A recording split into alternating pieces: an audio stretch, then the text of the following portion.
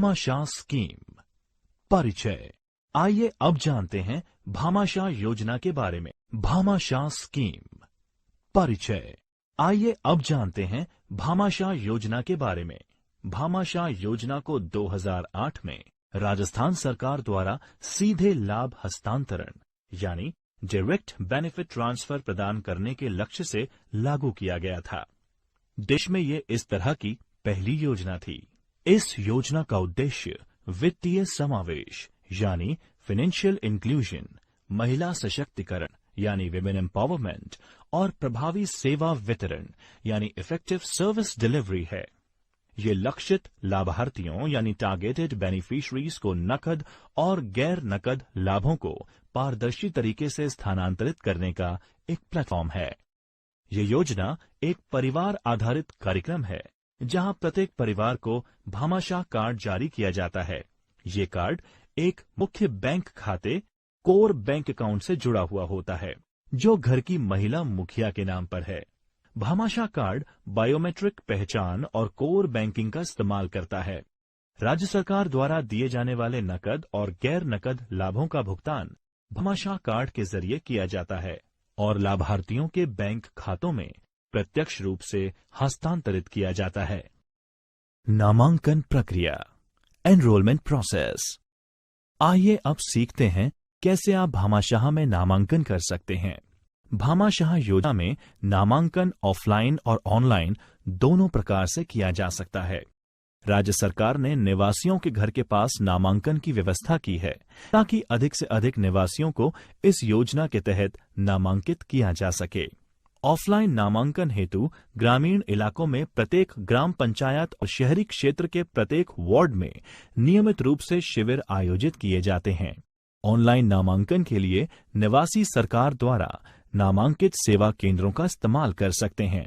राज्य के निवासी भामाशाह पोर्टल के माध्यम से भी भामाशाह नामांकन के लिए ऑनलाइन आवेदन कर सकते हैं। निवासी रेसिडेंट्स निम्नलिखित किसी भी सेवा के लिए अनुरोध कर सकते हैं।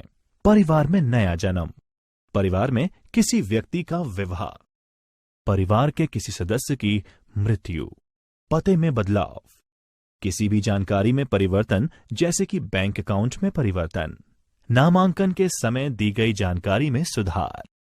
भामाशाह कार्ड। भामाशाह कार्ड दो प्रकार के होते हैं, पारिवारिक कार्ड यानी फैमिली कार्ड्स और व्यक्तिगत कार्ड यानी इंडिविजुअल कार्ड्स। पारिवारिक कार्ड, फैमिली कार्ड। भामाशाह पारिवारिक कार्ड राज्य सरकार द्वारा परिवार की महिला मुखिया के लिए निःशुल्क जारी किया जाता है, जिसमें पूरे परिवार के बारे में आवश्यक जानकारी दी जाती है। भामाशाह कार्ड यूआईडी आधार बनने के दौरान अंकित की हुई बायोमेट्रिक पहचान का इस्तेमाल करता है और मुख्य बैंक सक्षम बैंक खाते से संबंध यानी लिंकेज और बैंक अकाउंट सुनिश्चित करता है। व्यक्तिगत यानी इंडिविजुअल कार्ड। व्यक्तिगत भामाशाह कार्ड पाने के लिए नामांकित परिवार का कोई भी सदस्य मामूली शुल्क का भुगतान करके व्यक्तिगत भामाशाह कार्ड प्राप्त कर सकता है। ये कार्ड पहचान पत्र होने के साथ साथ व्यक्ति को राज्य सरकार के द्वारा दिए जाने वाले अधिकारों की पात्रता भी दर्शाता है, जैसे पेंशन भोगी, असंगठित श्रमिक आदि। Direct benefit transfer. Bhamashah card की एक बहुत लाभकारी सेवा है डायरेक्ट बेनिफिट ट्रांसफर, जो आम लोगों के लिए योजनाओं के भुगतान पाने में राहत देती है। डायरेक्ट बेनिफिट ट्रांसफर के तहत सरकार द्वारा चिन्हित लाभकारी योजनाओं में लाभ का भुगतान सीधा लाभार्थियों के नामांकित बैंक अकाउंट में कर दिया जाता है। लाभार्थियों को मोबाइल भुगतान की सुविधा भी प्रदान की जाती है। डायरेक्ट बेनिफिट ट्रांसफर के निम्नलिखित लाभ हैं। ऐसे परिवार जो कि कई स्रोतों यानी मल्टीपल सोर्सेस और कई रूपों यानी मल्टीपल फॉर्म्स में लाभ प्राप्त कर रहे हैं, उनके सभी नकद हस्तांतरण को एकत्रित यानी कंसोलिडेट करना। अत्याधुनिक तकनीकी एवं प्रौद्योगिकी व्यवस्था को अपनाना। सरकार की कार्यनीति बनाने के लिए शासन के सभी स्तरों पर डेटा की वास्तविक समय उपलब्धता यानी रियल टाइम डेटा अवेलेबिलिटी सुनिश्चित करना। कल्याणकारी विकास योजनाओं के लिए गए धन से अधिकतम लाभ सुनिश्चित करना, नकद या चेक लेने से अधिक सुरक्षित और आसान, तेज भुगतान, फास्टर पेमेंट्स। राजस्थान संपर्क। लोगों को राजस्थान के विभिन्न सरकारी विभाग की सेवाओं से कई बार शिकायत रहती है।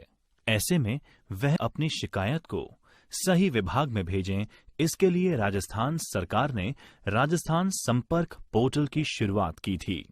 राजस्थान संपर्क एक नवाचारी यानी इनोवेटिव ई गवर्नेंस प्रोजेक्ट है। ये ग्रीवियंस रिड्रेसल यानी शिकायत निवारण निराकरण के लिए एक पारदर्शी और जवाबदेह व्यवस्था प्रदान करके राज्य के निवासियों को सशक्त बनाने की दिशा में एक कदम है। ये एक सेंट्रलाइज्ड सिस्टम है जिसमें नागरिक call centre, web portal, video संपर्क सुविधा, संपर्क centres with video conferencing facility के माध्यम से अपनी शिकायत का समाधान प्राप्त कर सकते हैं। इस सिस्टम में राज्य कर्मियों को एक स्वचालित कार्य प्रवाह यानी ऑटोमेटेड वर्क फ्लो की सुविधा प्रदान की गई है, जो शिकायतों के पूरी तरह से निवारण और प्रभावी निगरानी के लिए जरूरी है। राजस्थान संपर्क को राज्य भर में जून 2014 से चालू किया गया। इसमें सभी सरकारी विभाग, स्वायत्त संगठन, संस्थान और शैक्षणिक संस्थान शामिल किए गए हैं। ऑब्जेक्टिव: राजस्थान संपर्क आम लोगों को उनकी शिकायतों का समाधान प्राप्त करने के लिए सक्षम बनाता है।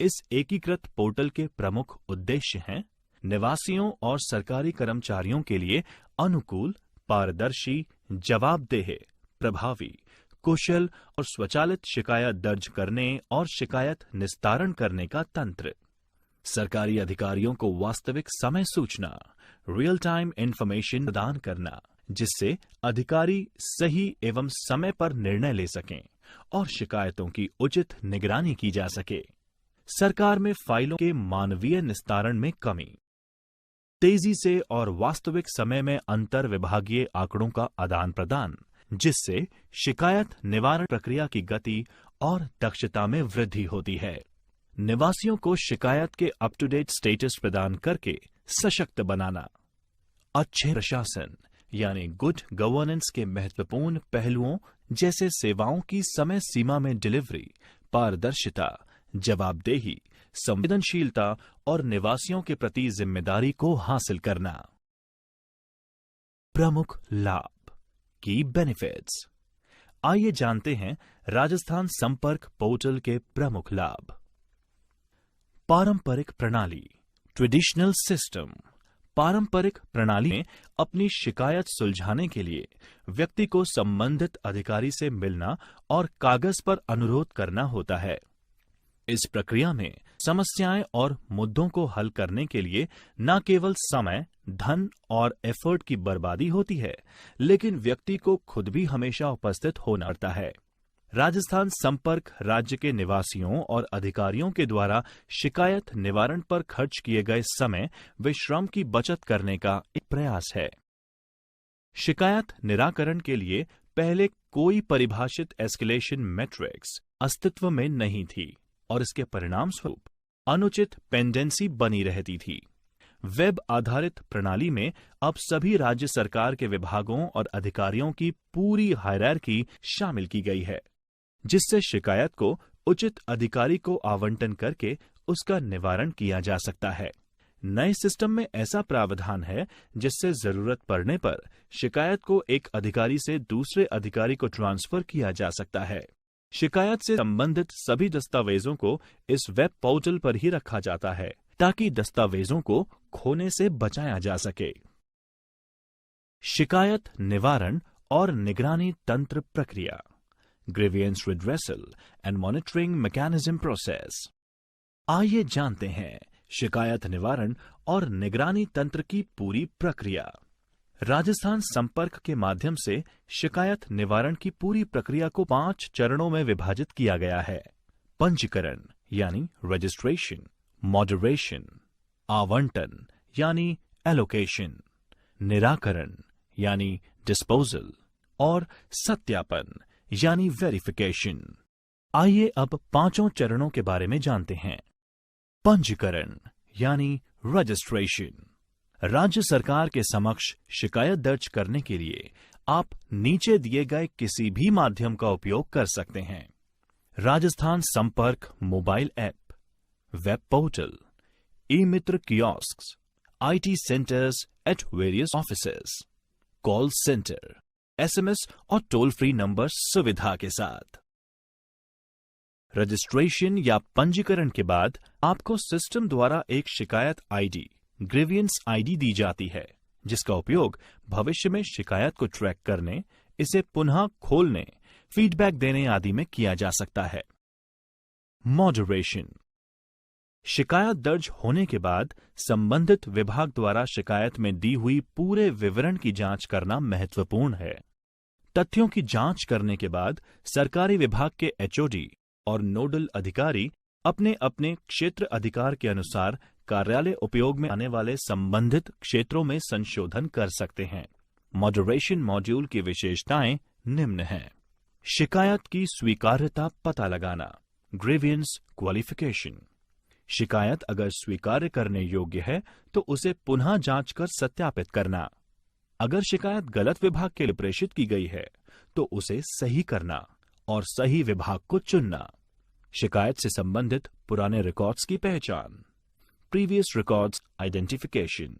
प्राथमिकता तय करना और पृथक्करण करना, प्रायोरिटाइजेशन एंड सेग्रीगेशन।